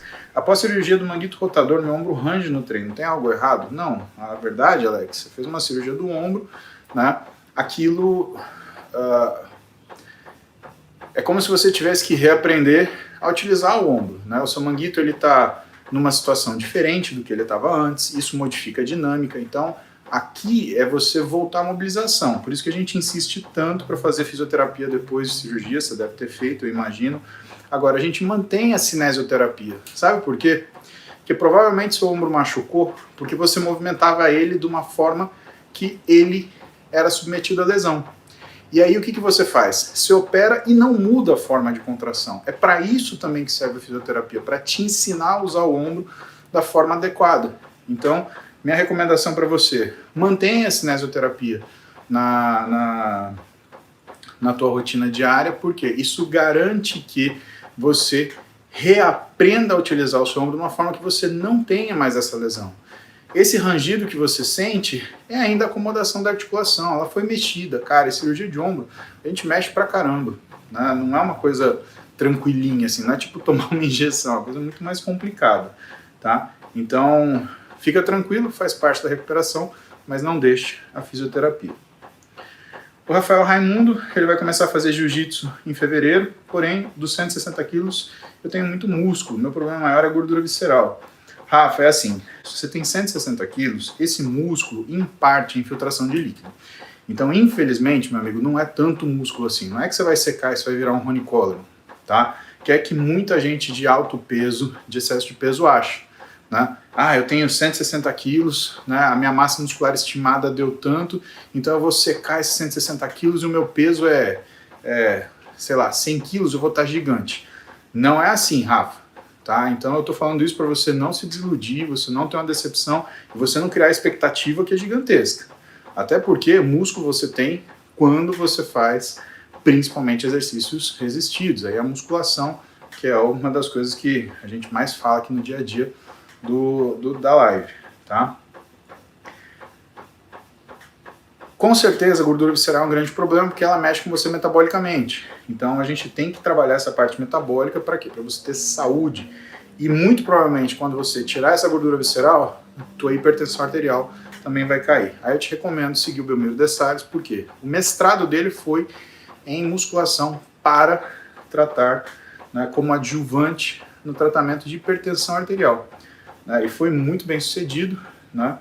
Logo, eu acho que você tem que pensar em fazer musculação, até porque, senão, você pode começar a se machucar no jiu-jitsu. Você vai pegar um físico que não é treinado e colocar ele para fazer força. Uma coisa que pegar o seu carro, que está para andar no dia a dia 60 km por hora, e colocar ele numa pista de corrida e falar, vamos dar a velocidade máxima, vamos fazer curva a milhão. Não é assim. Então, essas são algumas coisas que eu acho que você tem que ponderar. Yara Luiza Neves, voltando às minhas atividades, mas ainda estou amamentando. Posso tomar creatina whey protein? O bebê já está com um aninho. Olha, Yara, é assim, né? Quando eu estava na faculdade, a gente falava, né, ou pelo menos eu aprendi, que a amamentação, ela tinha que ser exclusiva até os 6 meses, e depois ela podia ser um complemento, né, do que é a alimentação do bebê. Lembrando que você tem que tomar muito cuidado, porque muitas vezes o bebê ele pode preferir o leite do que a comida. É mais fácil beber leite do que você comer comida, né? Existe uma relação afetiva que a criança tem com a mãe, né, e que faz a criança preferir o colo da mãe, e tem a relação afetiva da mãe para o bebê, porque é gostoso amamentar, né, ter aquele contato. E a gente é ser humano, a gente entende isso, né? Então hoje a gente entende que a amamentação ela pode seguir até os 2 anos de idade aí, mas tem que ser aquela coisa ponderada, tudo precisa ter equilíbrio, né? Se você está amamentando, eu não te recomendaria usar, por exemplo, o whey protein com muita frequência. Por quê? Porque essa taxa aumentada de proteína, já tem alguns estudos mostrando que na fase da amamentação, se você não tiver um controle muito bom, a criança ela começa a ter alergia a determinados tipos de proteína. Então, vocês sabem, eu sou um estudioso de suplementação alimentar, eu não sou entusiasta. Eu não acho que suplementação é igual para todo mundo e de forma indiscriminada, eu acho que é uma coisa específica para cada situação, né? E que nessas condições, eu acho que demanda atenção. A creatina, eu já não vejo tanto problema, né? Que você está perdendo, você tem uma perda de creatina diária, né? Então aí 3 graminhas de manhã, mas de preferência longe de amamentação, né? Provavelmente se ele está com aninho, você amamenta o quê? De manhã e de noite, né? Que é o mais comum. Então faz sua amamentação de manhã, toma seu café e aí suas 3 gramas de creatina. Agora, sobre a whey protein, eu acho que não é tanto momento. Você pode até colocar no meio do dia, longe da amamentação, né? Mas foca você ter uma alimentação melhor. Um aninho, você está num período pós-parto ainda, né? Não é tanto tempo assim. Tem muita coisa para colocar no lugar. Uma gravidez é uma coisa que modifica profundamente o corpo da mulher, né? Então eu acho que seria legal você focar aí numa alimentação mais específica para essa fase, com uma nutricionista, principalmente uma que faça materno e infantil, que aí você já faz a sua dieta e a dieta do bebê. Olha que legal. Faz uma introdução de alimentos de uma forma mais elaborada, né? E aí você vai conseguir ter não só saúde, mas ter um desempenho nessa fase. Flávio Ortega, bom dia. Ronan Bronzeado, Carrino, Moura de Almeida. Rotura distal completa da seção não insercional do bíceps. Fiz inserção direta com ótimo cirurgião. Há método para fortalecer tendões para evitar lesão e voltar à musculação e boxe. Ronan, vou dar um chute aqui. Eu acho que você lesionou esse bíceps no boxe, num cruzado, né? Você foi fazer isso daqui, passou no vácuo, pumba, lesionou o bíceps. Tô te falando porque é a forma mais comum de você ter lesão de bíceps para quem treina boxe. E nessas condições, o que eu acho interessante? Você tem que fazer o estímulo que te falta.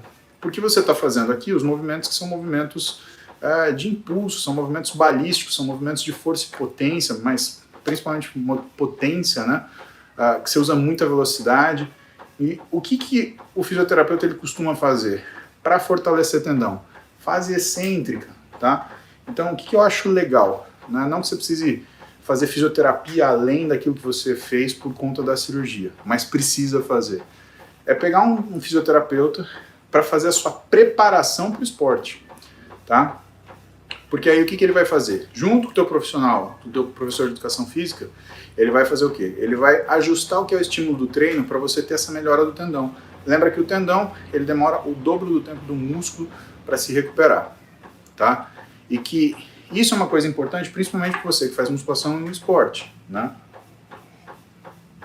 Porque o esporte, ele não te confere, né, um ganho de capacidade física de treinamento, ele te dá a capacidade de realização de um trabalho. É muito difícil essa parte de separar as duas coisas, né? Musculação você faz para o teu músculo, boxe você faz para a tua cabeça, né? Você vai ganhar o condicionamento do boxe, mas vai chegar uma hora que você vai precisar fazer um treinamento físico para suportar o boxe, tá? E é importante que para você que já teve uma lesão de bíceps, isso seja uma coisa olhada com uma forma muito séria, tá? Daniel Fraga. Bom dia, Daniel Fraga. A Coca Zero tem 0 caloria mesmo? O que compõe então? Ótima pergunta, cara. A gente tem que chamar alguém que é da nutrição para responder isso. Eu acredito que... Eu já olhei muito rótulo da Coca Zero. Existe uma coisa na legislação que se você tem 0,x caloria para uma quantidade de alimento, na legislação é permitido você arredondar para baixo. E eu acredito que não seja 0,0, tá? Mas vamos chamar alguém da nutrição para responder isso para nós, Daniel. Fala aí quem que você quer ver e depois a gente convida aí. Vai ficar legal.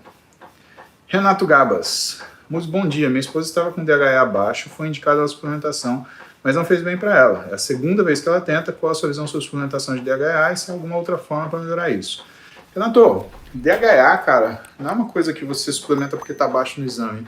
DHA você suplementa porque você tem questões clínicas envolvidas a isso. O que é a questão principal? Primeiro, são variáveis pré-analíticas. Quando que ela fez esse exame dentro do ciclo menstrual dela? Primeiros 15 dias depois do primeiro dia de menstruação? A segunda quinzena depois da menstruação? Por quê? Aí você tem duas etapas diferentes de função ovariana. Você tem a fase folicular, você tem a fase lútea. Se você faz, por exemplo, um exame de hormônio na mulher numa fase folicular, ou seja, os primeiros 15 dias, você provavelmente vai achar uma quantidade hormonal baixa. Se você, ao contrário, fizer na última quinzena do ciclo menstrual, você vai achar uma quantidade de hormônio alta. Então é muito difícil estabelecer uma disfunção hormonal da mulher usando exames como referência. Você usa, em primeiro lugar, o que é a clínica. A partir da clínica, você investiga essa questão dos exames no momento certo. O que seria o momento adequado? O que o gineco-endócrino vai fazer? O que o endocrinologista vai fazer? Primeiro, ele vai associar o que é a clínica da sua mulher com a idade dela. Você está falando de um androgênio, né? O DHA, ele é produzido tanto na suprarrenal quanto no ovário. Né? No ovário, o DHA vai virar testosterona, né? E a testosterona na teca, né? Ele vai produzido lá, ela vai ser aromatizada na granulose através do FSH e da aromatase. Tá? Então é assim que a gente faz. Né? E na suprarrenal? Na suprarrenal, você tem os esteroides suprarrenais, que são basicamente androgênios. E se você olha uma mulher com DHA baixo, mas ela está com SHBG normal, ela está com um estradiol normal, o que você infere? Principalmente se ela está com estradiol normal. Que a quantidade de androgênio que ela produz está ok. Por que isso? Uma razão muito simples. Para você ter estradiol, você tem que ter androgênio. E se o seu estradiol está normal, o seu androgênio está normal também. Porque você não consegue ter um estradiol normal se o seu androgênio, que é a base para a produção do estradiol, estiver alterado. Então, o que provavelmente aconteceu com ela? Ela começou a tomar as doses que você vê, por exemplo, em farmácia nos Estados Unidos, que é onde você tem esse produto pronto, no Brasil não tem. Né? São de 25 a 50 miligramas. Você tem outros tipos de DHA que podem chegar a 100 miligramas. Cara, é uma dose altíssima. Pensa o seguinte, uma mulher ela produz da ordem de 0,25 a meio miligrama de testosterona por dia. Tá? Por dia. Meio miligrama por dia. Aí você está tomando 25 miligramas de DHA. Ou seja, não são coisas correlatas, né? Mas aquilo que você tem de DHA vai ser base para aquilo que você vai fazer de testosterona. Provavelmente o que não fez bem para ela foi um pico de androgênio muito rápido, ela pode ter tido também uma aromatização rápida, e a aromatização rápida, o estradiol produzido de forma intensa, ele vai fazer duas coisas principais, resistência à insulina e aumento da pressão arterial, com retenção de líquido. Então, cara, se para ela foi ruim, provavelmente, né, o que aconteceu aí foi, na realidade, uma perturbação do aparelho hormonal dela, tá? Logo, você já tentou 2 vezes e não deu certo, eu acho que tem que investigar melhor aí o que é a função dela. Vamos falar de outra coisa, ela não tem sintoma nenhum, ela quer melhorar a vida dela, ela quer melhorar a qualidade de vida, ela quer melhorar o que é a parte de anti-envelhecimento, né? Lembrando que anti-envelhecimento você não faz quando você envelheceu, você faz para não envelhecer, não degenerar durante o ganho de idade, tá? Aí, cara, se você não tem sintoma nenhum, para que você vai tomar o DHA? Tá?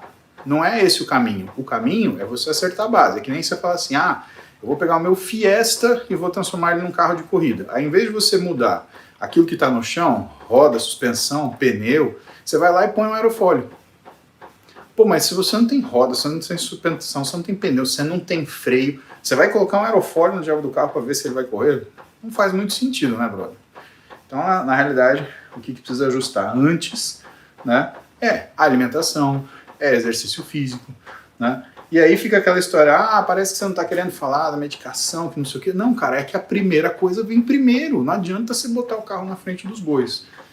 Se o que você precisa, ou sua preocupação, é melhorar a qualidade de vida, você não vai conseguir isso. Olha o Fabrício Pacholog aí. E aí, faixa? Tá bom? Você não vai conseguir isso sem uma dieta ajustada, meu. É básico isso. Cara, muita gente esquece de olhar o óbvio. Olha a preparação de fisiculturista para ficar com o baita físico. O que é uma das coisas mais complicadas para o cara fazer? Não é o uso de remédio.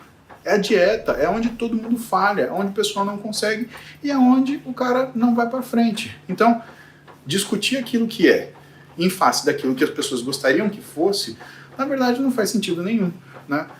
Mas isso daí é a preparação, o remédio que usou. Não, cara, a dieta não está certa, o treino não está certo, as coisas não estão conversando, as coisas não estão evoluindo. Né? Você precisa fazer um ajuste naquilo que é. E o que é? Né? O que é justamente você conseguir fazer as coisas mais importantes, as coisas anteriores, antes. Baixou. Cara, tô morrendo de vontade de treinar com você. Vamos ver se a gente consegue treinar, se bobear essa sexta. Você vai estar lá no Iron. Vamos combinar? Se puder, me dá um toque aí no telefone, a gente já combina. Eu ainda tô de férias entre aspas, né? Eu tô trabalhando, mas eu tô de casa, eu só não tô atendendo. Mas eu tô revisando pasta de paciente, preparando o início do ano, que pra mim começa agora em fevereiro, né? E aí, quando eu entrar atendendo, eu não tenho tempo nem pra fazer cocô sentado. A verdade é essa. Falando em cocô, amanhã, live com Bruno Zilber. Aguardem. Essa é a mais esperada. Gabriel Camargo. Deus abençoe. Deus abençoe você e sua família, Gabriel. Trabalho das 7 às 17, treino logo após o trabalho. E trabalho por conta à noite. Que horário eu coloco o cardio? Tenha um ótimo dia, obrigado demais por todo o conhecimento. Pô, Gabriel, aí a gente tem um problema logístico, né? Sua vida é super repleta. A gente tem duas opções, né? Você precisa juntar 120 minutos de cardio por semana. Então, o que colocaria aí? Colocaria, por exemplo, 20 minutos de cardio, mas aí numa intensidade mais alta de manhã, logo que você acordar, uma questão logística, tá? Ou então, junto com o seu treino. Mas lembrando que você trabalha por conta à noite, isso quer dizer que você não vai ter 2 horas para treinar, né, fazer o exercício, mais um cardio, para depois trabalhar por conta. Então, a gente vai ter que pensar nesse número do treino para caber esses 20 minutos de cardio, né? Então, você tem essas duas opções, né? Eu acho que você tem que pensar nas duas aí com algum carinho. Thunderdog, você tem algum método de estudo? Thunder tem alguns métodos de estudo. A gente fala um pouquinho dentro do Interligas, que é o programa que a gente tem para alunos de graduação, né? Então, todos os alunos de graduação, eles têm aulas com profissões da saúde correlatas. Então, a gente está falando, né, do cara que ou é da medicina, ou é da educação física, ou é da nutrição, né, e ele tem aula de farmacologia, ele tem aula de psicologia, ele tem aula de fisioterapia, ele tem aula de nutrição, ele tem aula de biomedicina, ele tem aula de treinamento e ele tem aula de medicina. Isso lá dentro do Interligas, tá? Então dá uma olhada nisso daí, lá a gente fala muito sobre método de estudo, né? E aí a gente consegue ajudar você nisso. Nearzão. Fazer uma cirurgia de hernia de hiato. Durante a recuperação tem que tomar só líquido. É melhor eu tomar hipercalórico ou whey para manter o peso. Depende da situação, Nearzão. Numa situação onde você não tem alimentação, isso daí vai pedir que você use um hipercalórico, né? Porque você precisa de gordura, você precisa de carboidrato, senão você não vai fazer uma cicatrização decente, né, irmão? Agora, tudo depende muito do que for a conversa do seu médico com a nutricionista dele ou a que você indicar, tá?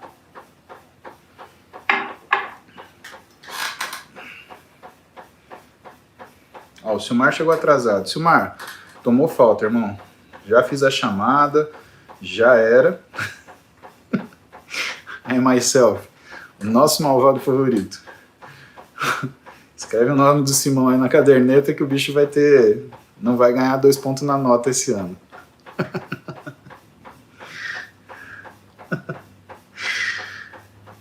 LF Really.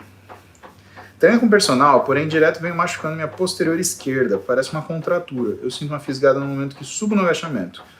Fase baixa, o que posso fazer para fortalecer? Really, seguinte, você tem razão quando você fala contratura, mas você atirou numa coisa que você viu e errou. Aqui, você acertou que você não viu. Tá? Contratura não é quando você tem um espasmo muscular. Contratura é quando você tem uma diminuição do tamanho do sarcômero consequente a uma lesão prévia. Tá?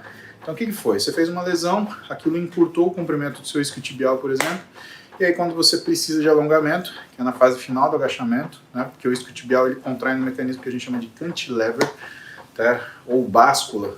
Sabe a janela do banheiro, a janela da cozinha, que é uma alavanquinha que você faz assim, a janela faz isso aqui, ó. Isso é um mecanismo de báscula. A gente usa isquiotibial para poder fazer o movimento do agachamento. Grande Dessalles, falando de você hoje. Dessalles, live, hein, pra galera. Então o que acontece nesse movimento de báscula, tá? Você acaba utilizando o isquiotibial que, sem você conseguir ter um alongamento bacana, você faz uma relesão ali. Então o que é o processo? Você precisa ganhar flexibilidade, tá? Flexibilidade de quadril, flexibilidade de joelho, você vai ganhar isso fazendo alongamento dos seus isquiotibiais para devolver o comprimento natural, tá? Silmar, faltou na aula, Silmar.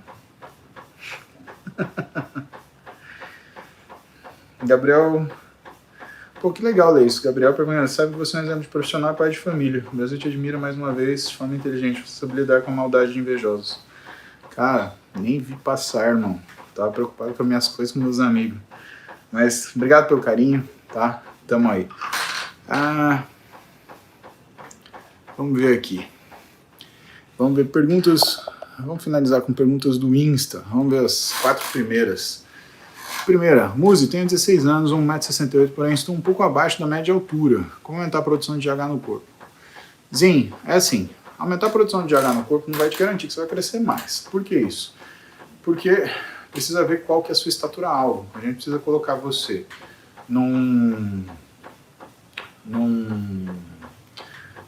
entender o que é a sua curva de crescimento. Tá? Normalmente quem faz isso é endócrino pediatra ou endócrino pediatra, saber em que percentil você tá? E saber também a altura dos seus pais, né? Por quê? Porque se seus pais forem baixos, muito provavelmente você será baixo. Mais alto do que eles, que é a maior chance, mas ainda assim, né? Se teu pai tem 1,65 m, sua mãe tem 1,55 m, você não vai ter 2 de altura, né? Então isso é uma coisa importante. Não tem um caminho para a gente acelerar isso. Isso a gente precisa fazer um estudo importante aí para conseguir chegar nessa idade, nessa informação. Então, cara, vai num neuropediatra, num pediatra ou então num endócrino para ele ver como é que foi o seu crescimento e ver se tem espaço para isso, tá? Para você fazer alguma coisa para aumentar a tua altura-alvo. Anderson Souza. Tenho 14 anos, 1,77 m de altura, 71 kg. Devo fazer calistenia ou musculação? Depende do que você quer, Anderson. A calistenia é legal porque ela faz alguns movimentos, né? É um esporte de apreciação. Né? Você vê o cara bandeirando, você vê algumas coisas assim, ele é bonito. Agora, quando você fala em termos de treinamento físico, para obtenção de massa muscular, aí não tem papo, aí é musculação. Sandro. É verdade que comer doce após o treino é mais eficaz que comer durante o dia? É muito complicado essa parte do que é mais eficaz na nutrição, Sandra, porque cada pessoa ela tem uma resistência periférica à insulina, ela tem uma sensibilidade periférica à glicose, ela tem um determinado funcionamento de trato gastrointestinal, ela tem preferências alimentares, ela tem uma cultura alimentar. Então não dá para fazer isso. Mas em geral, doce, né, é uma coisa que você come por causa do paladar, não por causa da utilidade metabólica, exceto quando a gente vê, por exemplo, o triatleta. Né? O triatleta, você vê ele tomando refrigerante normal no meio da prova, porque aquilo entrega glicose com mais velocidade do que qualquer suplemento. Então, a verdade tem que ser dita, o que as pessoas fazem deve ser falada. Eu acho muito difícil você criar uma necessidade de comer doce depois de um treino de musculação. Tá? Agora, como você tem 14... Aliás, perdão. Agora, como você fala durante o dia, né? O que pode acontecer depois da musculação? Você tem uma demanda de reparação de tecido de glicogênio, né? Isso pode ser que amenize o que é o efeito metabólico do doce para você. Mas não te recomendo fazer isso, tá? Não te recomendo fazer isso como se fosse uma rotina. Isso não garante que você melhore a performance. E outra, você pode incorrer num erro que é piorar a sua resistência à insulina ou piorar a sua sensibilidade à glicose, tá? Porque você mantém, inclusive, uma alimentação inadequada para sua parte metabólica, né, em horários próximos ao treino. Aí, que dirá em horários fora do treino. Lucas Biel, pode tomar creatina com refrigerante? Calma que eu vou chamar o Scott para fazer uma live aqui com você, só que vai ser em inglês, tá, Lucas? Eu vou tentar traduzir o máximo que eu puder, né, porque senão também perde a dinâmica do bate-papo, mas vou chamar o professor Scott aqui para falar para vocês. Né? Ele é um cara sensacional, é um dos principais pesquisadores em creatina. Né? Vou chamar o Tácito e vou chamar o Lancha Júnior, tá bom? Combinado? Eu vou ver se eu chamo o Tácito esse final de semana. Sábado eu faço uma live com ele, a gente fala de creatina e eu pergunto para ele. Ele vai me xingar de tudo que é nome, mas tudo bem. Tá valendo. Está valendo. Está valendo.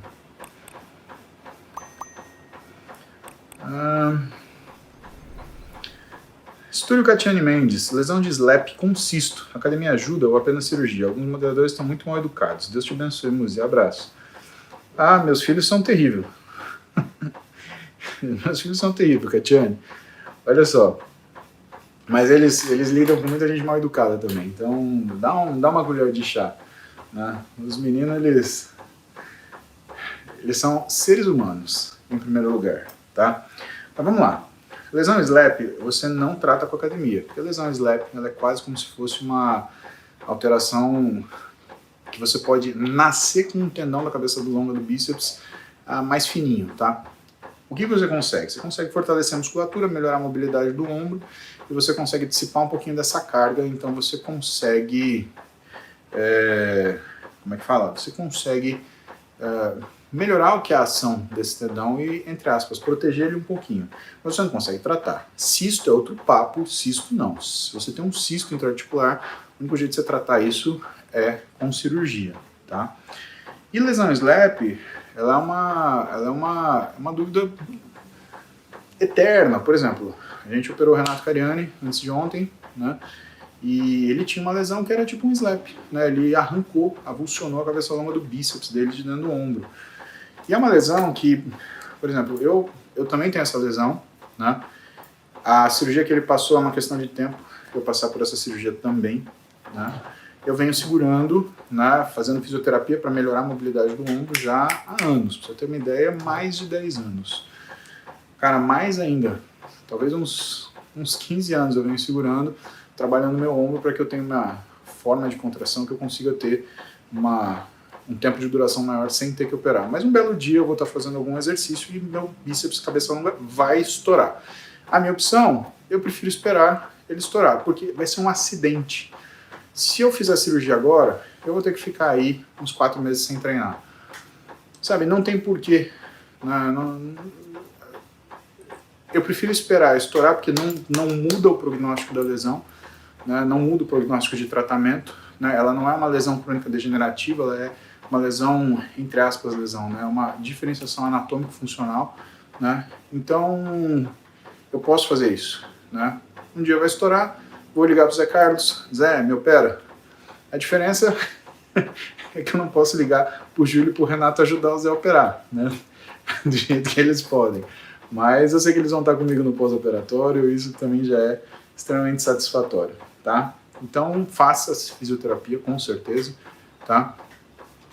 Isso vai sempre melhorar o que é a tua programação, aliás, a tua função do ombro, mas não espere tratar o que é o SLAP, porque ele não é tratável com fisioterapia. Você tira a dor, né? Você melhora a função do membro, mas você não está livre de ter uma lesão de cabeça longa de bíceps. André Barros. Síndrome do piriforme depois de Hattori, emplastro e físio. Qual a próxima medida que o ortopedista usa? Ainda estou com excesso de peso. Espera para ver CW diminui ou some. Deus abençoe.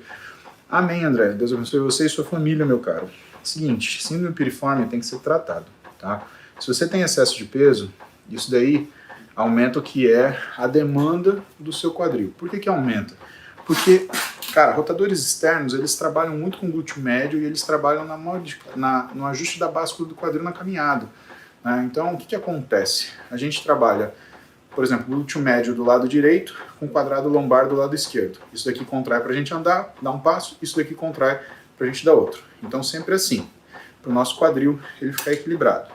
E os rotadores externos, eles trabalham, né, como sinergistas disso. Quanto mais carga você tiver, porque o seu peso é alto, mais você vai demandar essa região e a coisa vai ficar complicada. Então, óbvio, vou recomendar para você, né, tomar uma atitude em relação ao seu peso.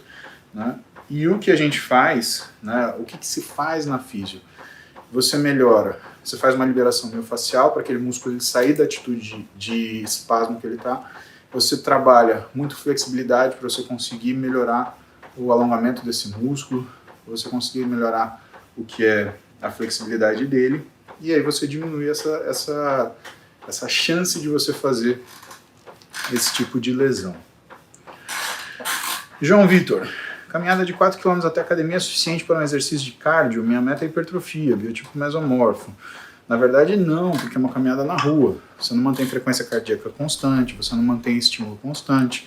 Então, caminhada na rua, ela é uma atividade física, mas ela não é um treinamento físico, tá? Ela conta como se fosse o seu alavancar de calorias por dia, mas ela não consegue ser uma coisa determinante naquilo que é o seu preparo, tá? Pedro Malta, falando da Forte mais uma vez, o que você me disse sobre suplementação de ácido fosfatídico para ativar mTOR, melhorar a hipertrofia? Há evidência? Pedro, tem, e é bem antiga, tá? Vou te falar, cara, tem uns 10 anos, tá? Um dos caras que estudou bastante ácido fosfatídico foi o Henry Okigami, né? E ele até sugere alguns suplementos para isso, né? Você tem, como é que era o nome?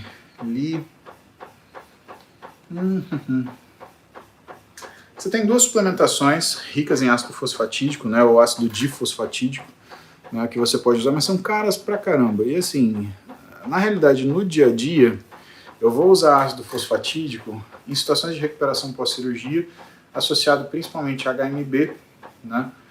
Porque isso consegue me dar uma melhora no que é estímulo realmente de mTOR, né? Nossa, veio na cabeça e saiu. Não é Liptor. Liptor é remédio para colesterol. Esqueci, eu vou lembrar depois de falo, Pedro. Mas assim, eu acho que é um investimento caro, tá? Mas para um resultado que tem muita coisa para você resolver antes. Lembra que mTOR são 3 coisas que estimulam ela, né? Carboidrato, proteína e ácido difosfatídico, né? Então, se você tiver erro no carboidrato, se você tiver erro na proteína, você não vai compensar com ácido fosfatídico.